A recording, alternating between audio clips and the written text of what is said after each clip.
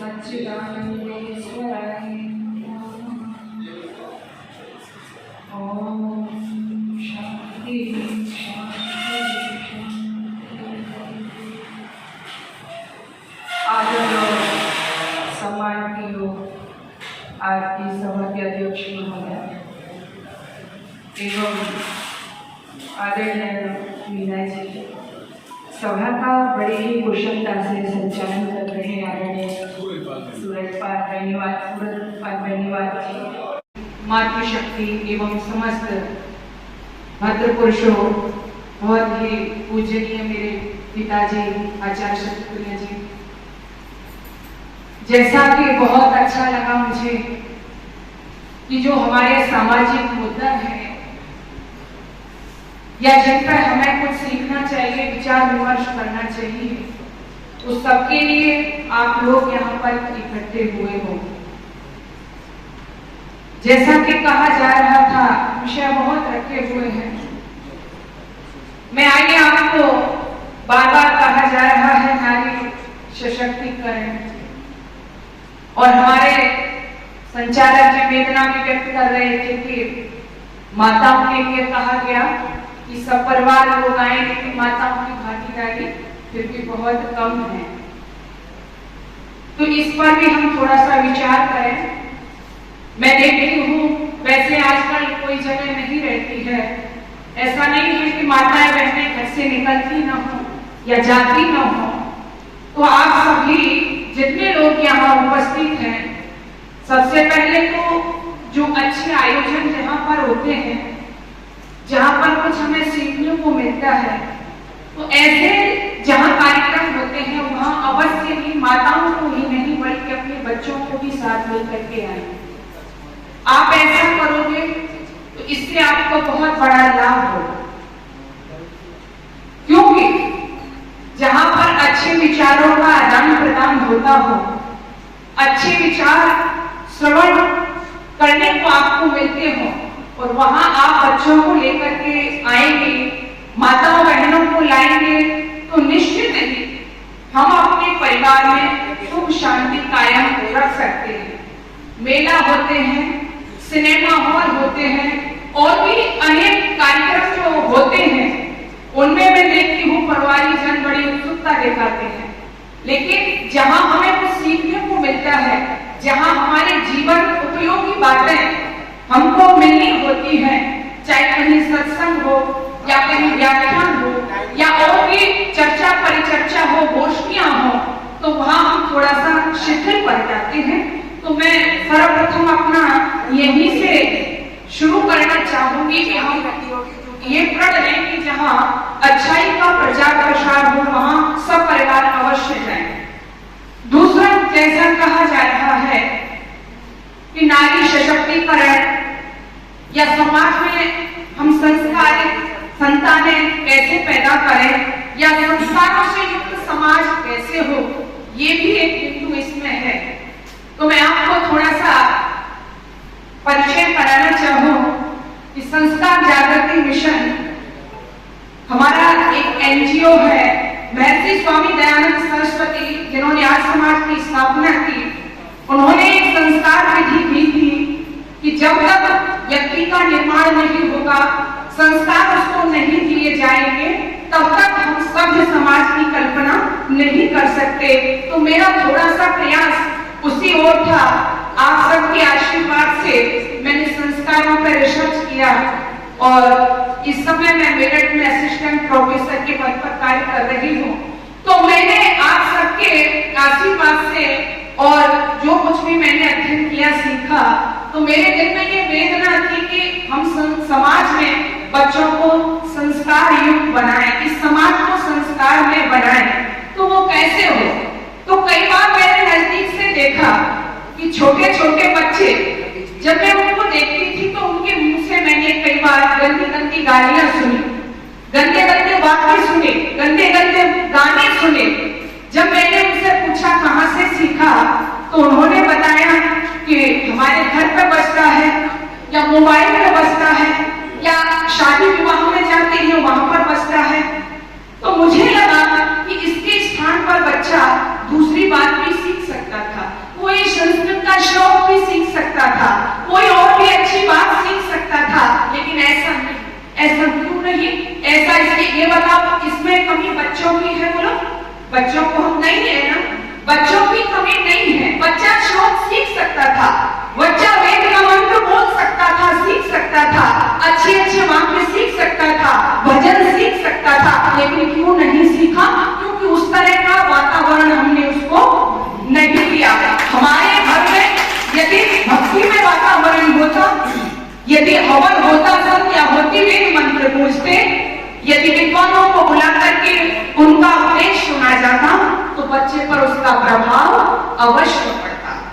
इसलिए आइए, मैंने यही सोचते हुए कि हम समाज को संस्कार में बना सकते हैं, बच्चों में संस्कार ला सकते हैं, और जो हमारे राम और कृष्ण इस धरा पर आए थे, पैदा हुए थे, अवतरित हुए थे, मैं निराशाजनक वातावरण पैदा करने वालों में से बिल्कुल नहीं हूँ। लोग कहते हैं उस समय राम आए थे, कृष्ण आए थे, हनुमान आए थे, माँ सीता पैदा हुई थी, अनसुईया थी, गाय भी थी। आज ऐसा बोलो, आज ऐसा हो सकता है? नहीं हो सकता। बड़े मायूस होकर के निराश मन से कहते हैं, लेकिन मैं तो कहती हूँ आज संख्या में चाहे यहाँ कम है, लेकिन ध्यान देना, मैं कहा करती हूँ कि मेरे राम और श्याम कहीं खो नहीं गए, हनुमान कहीं खो नहीं गए हैं। विदुषी, अनसुईया, सीता, सावित्री, अपाला, घोषा जैसी देवियां, रानी लक्ष्मीबाई जैसी वीरांगना बेटियां कहीं खो नहीं गई हैं। वे इन्हीं माटी के पवित्र कणों में छिपे हुए हैं, छिपी हुई हैं। हाँ, शर्त मैं एक ही रखती हूँ कि राम लाना चाहते हो इस धरा पर, तो माँ कौशल्या तुमको देवियों पहले बनना पड़ेगा। यदि आप हनुमान पैदा करना चाहती हो, तो माँ अंजना पहले बनना पड़ेगा। आपसे ऐसा इसलिए कह रही हूँ क्योंकि माँ का स्थान, हमारे शास्त्रों में क्या कहा, माँ का स्थान प्रथम होता है, सबसे पहला होता है, उसके बाद पिता का नंबर आता है। और जिस संतान को माता, पिता और तीसरा गुरु, आचार्य, तीनों गुरु उत्तम मिल जाते हैं, वो संतान अपने परिवार का, अपने देश का नाम पूरी दुनिया के सामने रोशन करने वाला हो जाता है। इसलिए आप अपने आप को देखिए, और जब अपने आप को आप देखेंगे तो अवश्य ही हम वो वातावरण तैयार करेंगे कि हमारे घरों से फिर से विदुषी, विद्वान बेटे और बेटियां पैदा हो, किसी से डरने वाली ना हो, बुराइयों के खिलाफ लड़ने वाली हो, ऐसा हम समाज में दे सकते हैं। लेकिन चूक हमसे ही हुई है। आज चूक कैसे हो गई? मैं कुछ पंक्तियां इशारा करती हूँ आपसे, हमारी स्थिति क्या हो गई। आप थोड़ी सा अपना मन बनाइए, सोचिए क्या हो गई है समाज की स्थिति। अरे राम और कृष्ण जी के देश में तो रहते हैं, राम और कृष्ण जी के देश में तो रहते हैं, किंतु हम प्रीत की ही रीत भूल बैठे हैं, जिन्हें अपना के हम बने थे जगत गुरु, ऐसे पद छंद और गीत भूल बैठे हैं। पश्चिमी सभ्यता में ऐसे रंगे भारतीय आचरण अपना पुनीत भूल बैठे हैं। अरे कैसे हो उजाला, कैसे हो उजाला, अंधकार है तुम्हारी देन, क्योंकि हम अपना अतीत भूल बैठे हैं, क्योंकि हम अपना अतीत भूल बैठे हैं। हमारा अतीत बहुत महान था। किसी भी देश का इतिहास, जो भी महापुरुष उस देश में होते हैं, किस लिए होते हैं? प्रेरणा लेने के लिए। आपका इतिहास बहुत महान है। आप जब पढ़ो पता चलेगा, आप उस देश के निवासी हो जिस देश के विद्वानों के चरणों में बैठ करके विदेशों के लोग शिक्षा लिया करते थे, सीखा करते थे। हाँ, आज थोड़ा सा समय चेंज हुआ। आज आप अपने बेटे और बेटियों को विदेश में भेज देते हो ना, तो गर्व की अनुभूति करते हो। पिताजी कई बार पड़ोसी से कहते हैं, मिलने वाले से कहते हैं, बेटा विदेश में है, चाहे वह चपरासी का काम कर रहा हो, बुरा मत मान। लेकिन कई बार कहते हैं बेटा विदेश में था, लेकिन एक समय वो था यहाँ से विदेश में नहीं, बल्कि विदेशों के लोग तुम्हारे यहाँ के लोगों के चरणों में बैठ करके सीखते थे। चरित्र की शिक्षा, आचरण की शिक्षा, हर तरह की शिक्षा यहाँ से प्राप्त किया करते थे। वो इस देश का गौरव था। आइए समझिए अपनी आप को। आप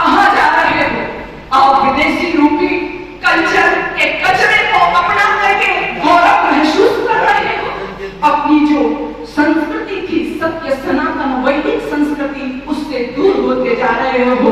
नहीं, आप तरक्की करो, खूब आगे बढ़ो, लेकिन अपनी संस्कृति, सभ्यता, भाषा को जो भूल जाता है वो कभी भी ऊंचाइयों पर पहुंच नहीं सकता है और न वो अपने मन में आत्म संतुष्टि के भाव पैदा कर सकता है।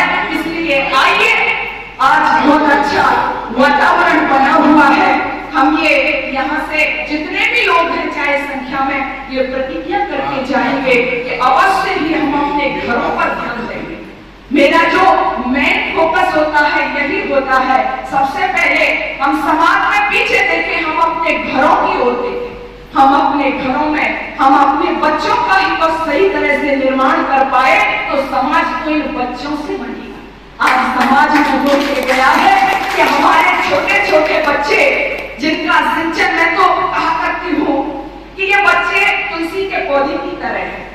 आप सभी लोग जानते हैं, तुलसी का पौधा जब घर में लगाते हैं कितनी सुरक्षा रखते हैं उसकी। धूप तेज हो गई तो मुरझा गया, छाया ज्यादा हो गई तो मुरझा गया, पानी ज्यादा हो गया तो मुरझा गया, कम रह गया तो मुरझा गया, यानी उसकी उचित देखभाल करना। ऐसे ही हमारे बच्चे जो है ना, ये भी तुलसी के पौधे की तरह हैं। लेकिन आज इन बच्चों का सिंचन किससे होना चाहिए था? जैसे तुलसी के पौधे का सिंचन गंगा जल से किया जाता है, उसी तरह से इन बच्चों का सिंचन भी संस्कारों से किया जाना चाहिए था। लेकिन संस्कारों को छोड़ करके हम वासना युक्त वातावरण दे करके वासना रूपी शराब के द्वारा इन नौनिहालों का सिंचन कर रहे हैं। और वही बच्चे ध्यान देना, आओ, जिनका सिंचन हमने वासना रूपी शराबों से किया है, वही बच्चे घर से बाहर निकलते हैं। आप उनको भेजती हो कहाँ? पढ़ने के लिए।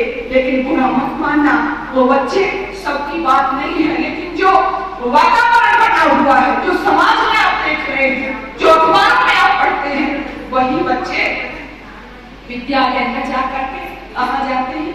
चौराहे पर खड़े हो जाते हैं, बीड़ी पीते हैं, सिगरेट पीते हैं, शराब पीते हैं और अपनी बहन बेटियों पर गंदी गंदी पत्तियां कसते हैं। ये कौन होते हैं लोग? जरा विचार करो। किसी विद्यालय में पढ़ाया जाता है ये चीज?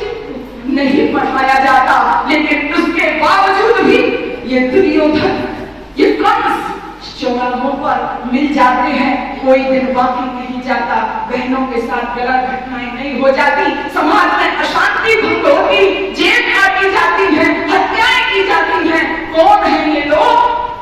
ये वही लोग हैं माताओं, बहनों, भाइयों, जिनको हमने बनाने में चूक कर दी है। हम इनको संस्कार नहीं दे पाए हैं, हम विधिवत निर्माण नहीं कर पाए हैं। यही लोग समाज की व्यवस्था को भंग करते हैं, अव्यवस्थित करते हैं। तो इसलिए आओ, मैं तो आपसे यही कहना चाहूंगी, जब देश हमारा महान था ही लगाना पड़ रहा है हमको, महान था, लेकिन मैं कहती हूँ था ही नहीं, आज भी है और हो सकता है जो कमियां हैं हम और आपके माध्यम से आ गई है, उसको हम फिर से वही ले जा सकते हैं। इस देश को जहां था विश्व गुरु के पद पर आसीन था, जिस हिमालय की चोटी पर खड़े होकर के मनु महाराज ने घोषणा की थी, एक देश प्रसूतस्य सकाशादग्र जन्मनः स्वं चरित्रेण शिक्षेण पृथिव्या सर्वमानव। आज फिर से ऐसा हो सकता है। हर व्यक्ति अपनी जिम्मेदारी को समझे। सबसे पहले माँ का नाम आता है, माँ अपनी जिम्मेदारी को समझे। दूसरा पिता का आता है, पिता शब्द पारक्षर धातु से बनता है। तो आप ये सब तो जानते हो कि पिता अपनी संतान की रक्षा करता है। इससे करता है, उसको अच्छा मकान देता है, उसको अच्छे अच्छे कपड़े देता है, अच्छे विद्यालय में पढ़ाता है। लेकिन साथ ही साथ पिता वही है जो अपनी संतान की बुराई से भी बोलो रक्षा करता है। केवल यही चीज नहीं है कि अच्छी कोठी देगी, कार देगी, है ना, अच्छे वस्त्र देगी, ये सब अनिवार्य नहीं है। बल्कि मैं तो कहती हूँ लोगों, आप उसको अच्छी कोठी देना या मत देना, अच्छे वस्त्र बनवाना या मत बनवाना, अच्छी कार देना या मत देना, बल्कि उसको संस्कार दे देना। अच्छे संस्कार आप दे दोगे तो बहुत सारी कारें खरीद लेगा, लेकिन संस्कार उसको नहीं दिए तो वो फिर गली गली चौराहों पर पिटेगा, आपका नाम धूमिल करेगा, समाज का नाम धूमिल करेगा, समाज में अव्यवस्था फैलाएगा। ये प्रत्येक वर्ग अपनी जिम्मेदारी को समझे। और ये बात मैं ही नहीं कह रही, बल्कि थोड़ा सा आपको उधर ले चलती हूँ। रामायण में लोग विश्वास करते हैं, रामायण को पढ़ते हैं। मैं थोड़ा सा दो बिंदु आपके समक्ष रखना चाहूंगी। जिस समय राम वनवास में हैं और राम और लक्ष्मण दोनों घूम रहे हैं, वार्तालाप कर रहे हैं, तो उस समय राम को वैसे यकीन था, लेकिन देखो हमारे महापुरुषों का चरित्र कितना ऊंचा था। दोनों भाई आपस में वार्तालाप कर रहे हैं, तो राम लक्ष्मण से पूछते हैं, क्या पूछते हैं कि लक्ष्मण एक बात बताओ। लक्ष्मण ने कहा, पूछो भैया, कौन सी बात पूछना चाहते हो। तो राम कहते हैं लक्ष्मण से, लक्ष्मण फलम दृष्ट्वा पुष्पम दृष्ट्वा, ध्यान देना, फलम दृष्ट्वा पुष्पम दृष्ट्वा दृष्ट्वा योषित यौवनः त्रीण रत्नानि दृष्ट्वा कश्चनो चलते मनः। यानी इसका अर्थ क्या है। राम पूछते हैं, पुष्पम दृष्ट्वा, खिले हुए पुष्प को देखकर, फलम दृष्ट्वा, पके हुए फल को देखकर, योषित यौवनः, यौवन से परिपूर्ण युवती को देख करके, इन तीनों रत्नों को देख करके ऐसा कौन सा व्यक्ति है, कश्यनो चलते मनः, जिसका मन चलायमान नहीं होता। ध्यान देना, तुम्हारा आदर्श क्या था। जब ये कहा राम ने लक्ष्मण से, तो राम क्या कहते हैं, पिता यस्य शुचिर्भूतो, पिता यस्य शुचिर्भूतो माता यस्य पतिव्रता ताभ्यां सुनुत्पन्न तस्यनो चलते मनः। क्या कहा, जिसका पिता धार्मिक है और जिसकी माता पतिव्रता है, ऐसे माता और पिता से उत्पन्न संतान का मन कभी भी इन चीजों को देख करके चलायमान नहीं होगा।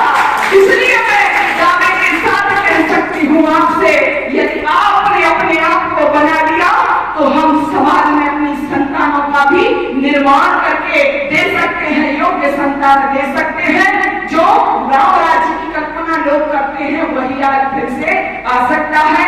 हाँ, बस थोड़ी सी सावधानी की जरूरत है, हमें अपने आप को टटोलने की जरूरत है। हम कहाँ आकर के खड़े हो गए हैं। आज भोग का वातावरण तैयार हो गया है। इस सब में हमारे सामने बड़ी चुनौतियां हैं।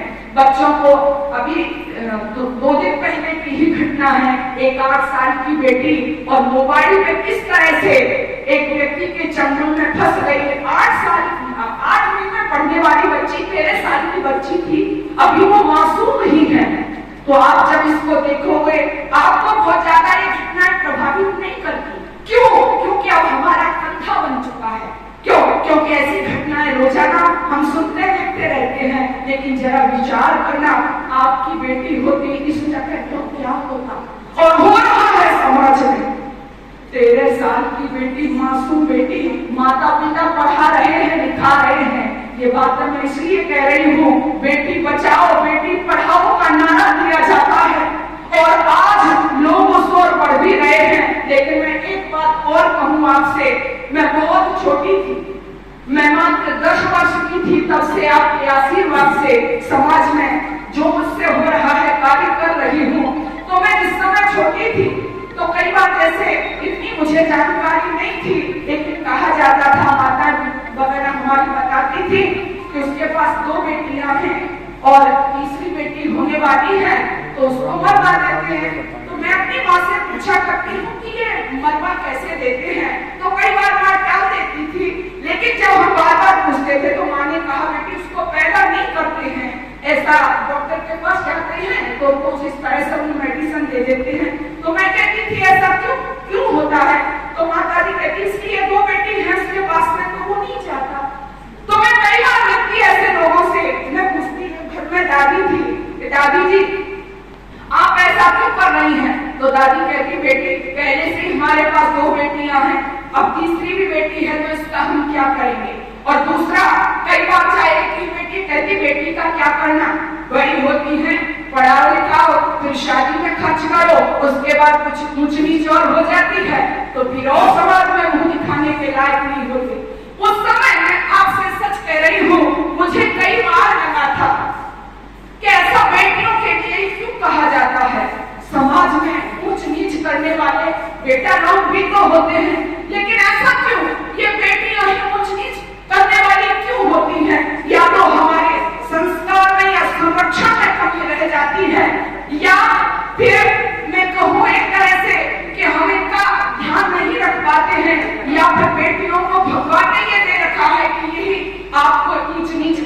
जाती हूँ तो उसी समय मैंने ये सोचा था कि मैं माताओं बहनों को अवश्य जागृत करूंगी, और जैसा मेरा प्रयास जितना मुझसे होता गया, मैं नारी सशक्तिकरण कहें या महिला जागरण कहें, दहेज के लिए कहें या कन्या भ्रूण हत्या के लिए कहें, या और भी जो पाश्चात्य सभ्यता की आंधी है इसके लिए कहें, मैं माताओं बहनों को जितना मुझसे होता है आपके आशीर्वाद से मैं उनका मार्ग प्रशस्त करती चली आ रही हूँ और आगे भी करती रहूंगी।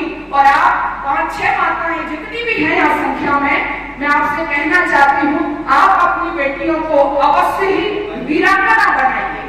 छुई मुई का पौधा नहीं है, ठीक है आज जैसा वातावरण है आप उनको शिक्षित कर रही हैं, करिए, लेकिन अपनी वैदिक संस्कृति से उनको जोड़ करके रखिए, उनको सिखाइए कि आपकी मर्यादाएं क्या है, आपका पहनावा क्या होना चाहिए, आपका रहन सहन क्या होना चाहिए, आपका बात करने का तरीका क्या होना चाहिए। लोग कहते हैं महिलाओं को समान अधिकार दो, नहीं मैं कभी भी इसके पक्ष में नहीं रही हूँ।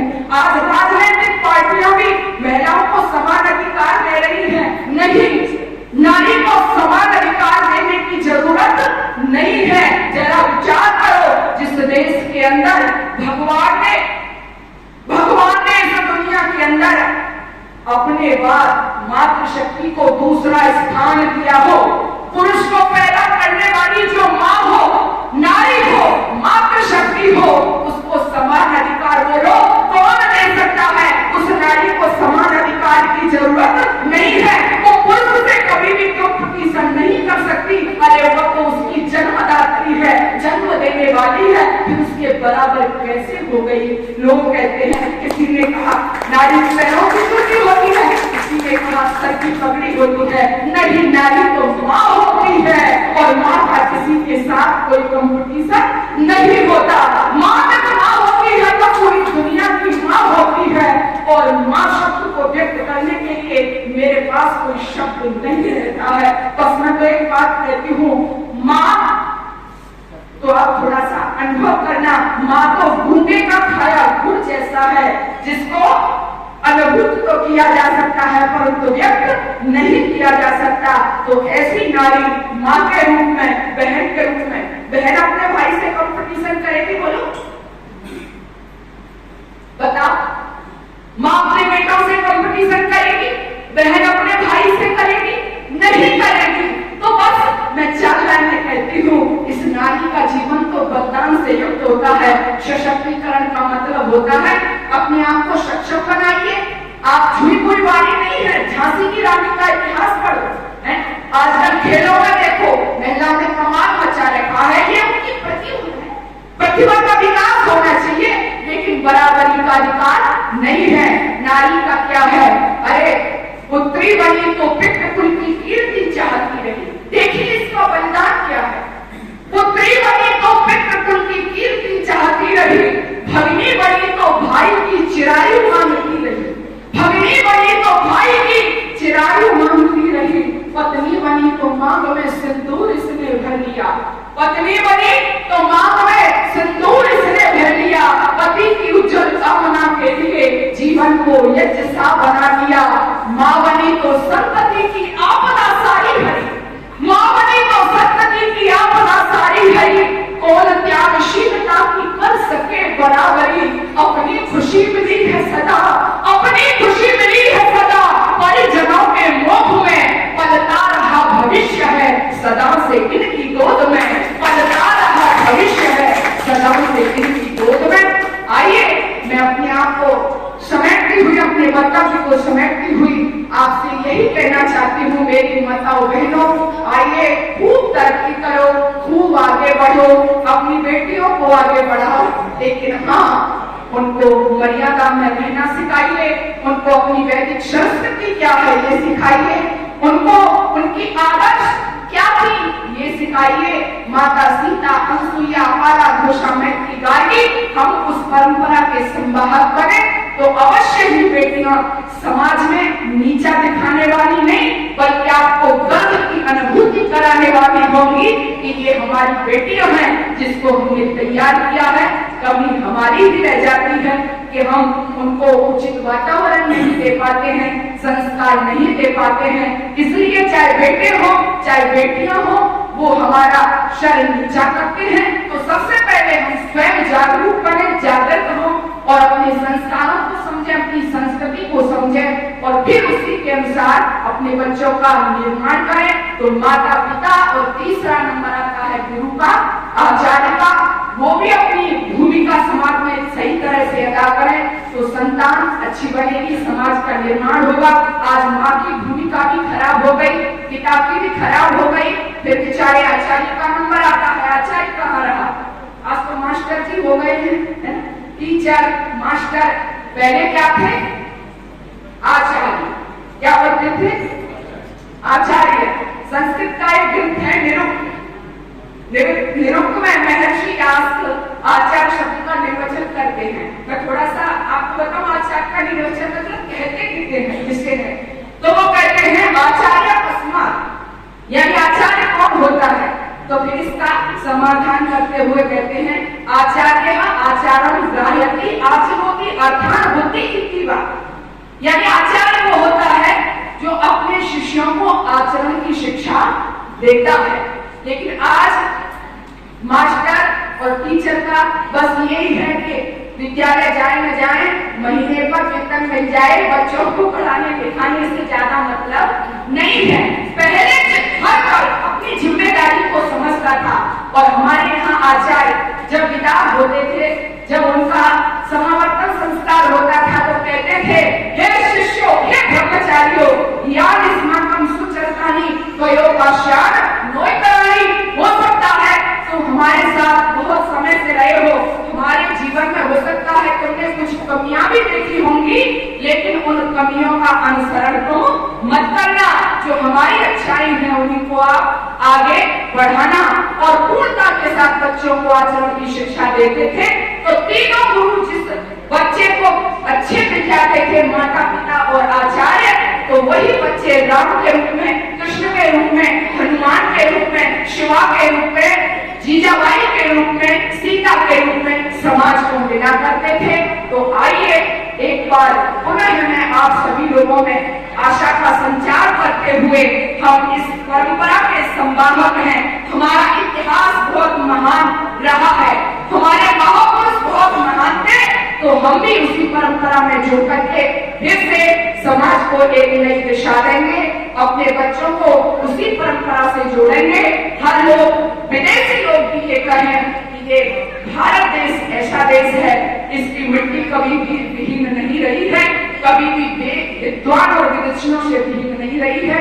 अवश्य ही हम ऐसा समाज में अपने बच्चों को दे सकते हैं। ऐसा प्रयास करें तो अवश्य ही वो पूरा होगा। आओ सभी मिलकर के एक बार मेरे साथ जय घोष करेंगे। हम कितने भी महान बन जाएं, हम कहीं भी पहुंच जाएं, लेकिन अपनी सत्य सनातन वैदिक जो परंपरा है, संस्कृति है, उसके कभी नहीं हटेंगे। आइए एक बार बोलिए, सत्य सनातन वैदिक धर्म की जय हो, सत्य सनातन वैदिक धर्म की जय हो। बहुत बहुत आप सभी का धन्यवाद। हमारे आदरणीय भाई केपी सिंह जी हैं, वो बहुत परिश्रम करके ऐसे कार्यक्रम कराते हैं। मुझे भाई विवेक ने बताया था किस तरह से प्रोग्राम है, तो मुझे बहुत अच्छा लगता है। इस तरह से समय समय पर हम गोष्ठियों को, अच्छे अच्छे विद्वान लोगों को, विदुषियों को सुने तो अवश्य ही थोड़ा बहुत परिवर्तन हमारे जीवन में आता है और कुछ सीखने को हमें मिलता है। आपका एक बार पुनः बहुत बहुत धन्यवाद। ओम शांति शांति शांति।